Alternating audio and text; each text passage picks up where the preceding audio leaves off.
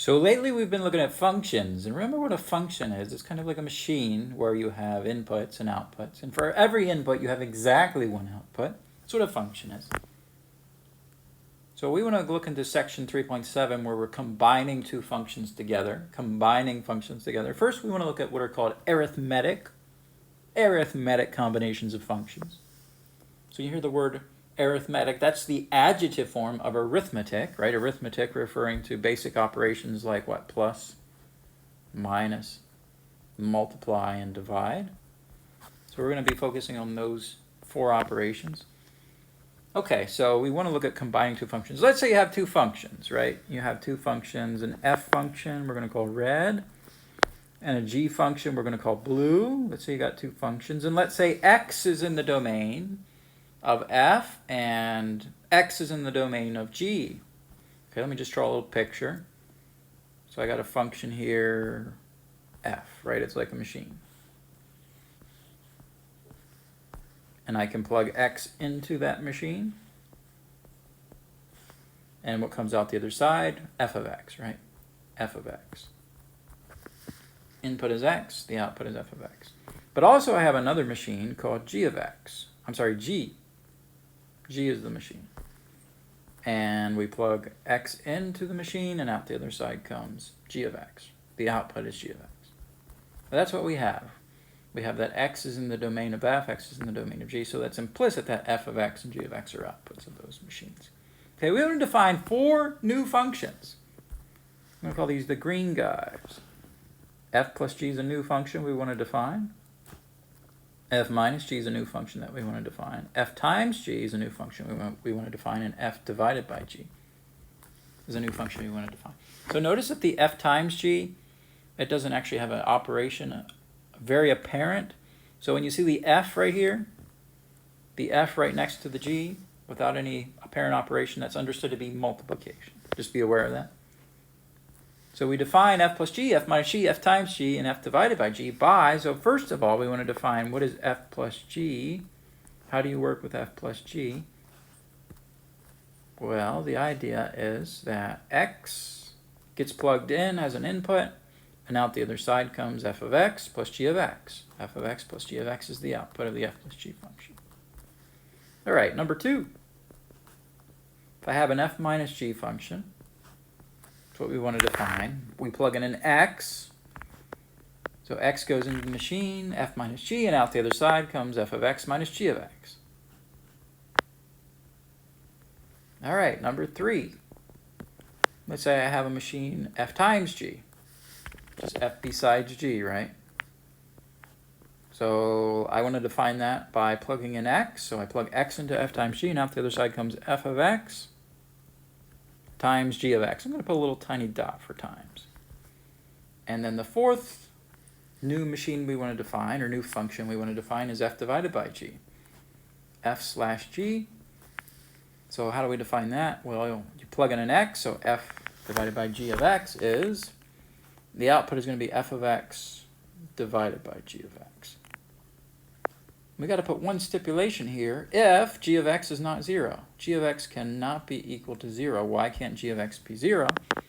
Well, notice right here, that g of x is in the denominator. And because it's in the denominator cannot be 0. Remember, denominators can never be 0. You can't divide by 0. So if I just focus on this first situation, let me just focus on this first situation. Focus it down. Just to give you an idea of what's happening here, right? You got your f machine is, well, wasn't supposed to do that exactly, but f machine is red, right? G machine is blue. You plug in x, and out the other side comes f of x plus g of x. That's the whole entire output there. F of x plus g of x. So, let's say I have, so right now I have what? F is red, g is blue. I plug in x, I get f of x out of one machine. I get g of x out of the other machine. So if I put f and g together into, let's say, an f plus g, f plus g machine. So when I plug in x into that machine, out the other side comes f of x plus g of x. Now that's what we're doing there. All right, so let's just get some practice with these 4 arithmetically defined combinations of functions, exercises.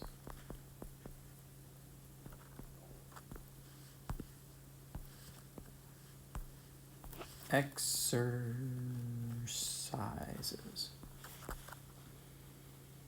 Let f of x be 3 minus 2x squared, and g of x equal, let's say, 4 minus the square root of x. Evaluate the following. Number 1, let's say we want to find f plus g of x. Okay, so I have a red machine, f. I have a blue machine, g. So the outcome here is going to be what? F of x plus g of x. And remember what f of x is. F of x is this red dude. 3 minus 2x squared plus, and then g of x. G of x is this blue dude right here. It's going to be what? 4 minus the square root of x. And then we want to simplify. Is there anything that can be simplified? Well, you can combine these like terms, right? 3 and 4 combine. 3 plus 4 is 7, so we have 7 minus 2x squared minus the square root of x. Nothing else can be combined, right? We just combine the like terms, the 3 and the 4. Now, there you are. There's f plus g of x. 7 minus 2x squared minus the square root of x. All right, so what else can we do? Let's do a number 2. So we had f minus g of, I don't know, let's say 4. F minus g of 4. Okay, so this time our x is actually a number 4 here. So we got a red function minus our blue function evaluated at 4 here. So what I'm going to have f of 4, right, minus g of 4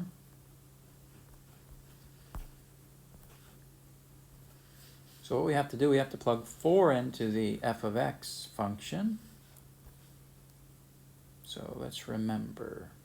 Look at the red function there. It's what? 3 minus 2x squared. So what I'm going to do, I'm going to write a template here for my red. I'm going to have what? 3 minus 2 times blank squared. And then I got a minus sign. And then I'm going to do with my blue situation, g of 4, I want to find what that is. That's going to involve blue template, right? 4 minus the square root of blank. So in place of the x's, I'm putting a 4. So I got to put a 4 here for x, and I got to put a 4 here for x. All right, let's simplify that. Let's do the red part first. You want to do your order of operations, right? You want to do 3 minus 2 times. So order of operations says you do the exponent before you do multiplication. So you want to do 4 squared first before you multiply by 2. So 4 squared is 16. All right, we got a minus, and then we got the blue situation. We got 4 minus, you want to take the square root of 4 first. Square root of 4 is 2. All right, now we just clean this up. What do we have? 3 minus, order of operations says before subtraction you do multiplication. 2 times 16 is 32. So we have 3 minus 32 minus 4 minus 2. 4 minus 2, and blue is 2. Well, let's see, I got in red 3 minus 39, that's what? Negative 29. Minus 2. It's going to give me negative 31. That'd be my final answer, negative 31. All right, let's do something a little multiply E or something like that. Let's do a little multiplication. How about F times G of 16? So F is red, G is blue, and the input, the X value, is 16. So this is defined to be F of 16 multiplied by G of 16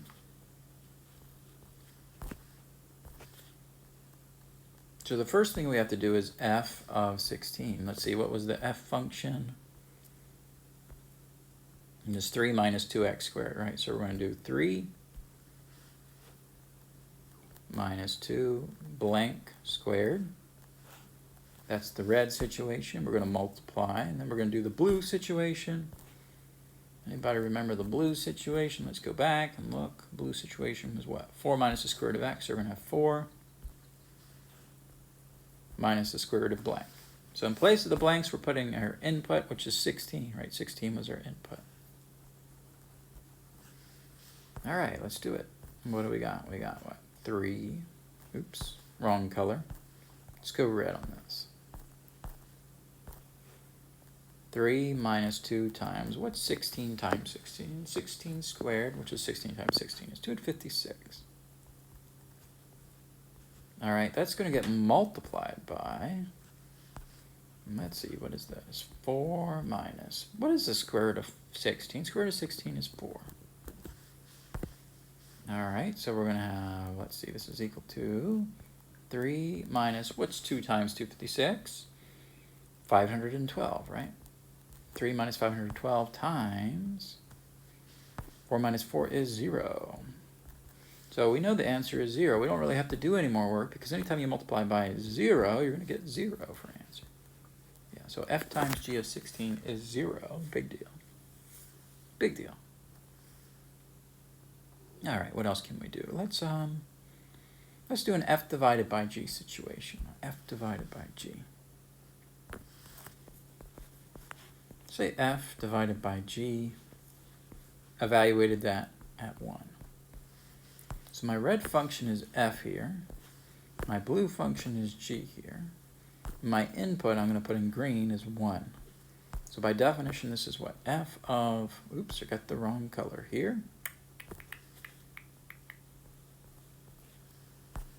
F of 1 divided by g of 1, right? F of 1 divided by g of 1. That is the way it is defined here. Now let's find out what f was. I forgot what I keep forgetting. 3 minus 2x squared is f. Okay. So on top, we're going to put 3 minus 2 blank squared.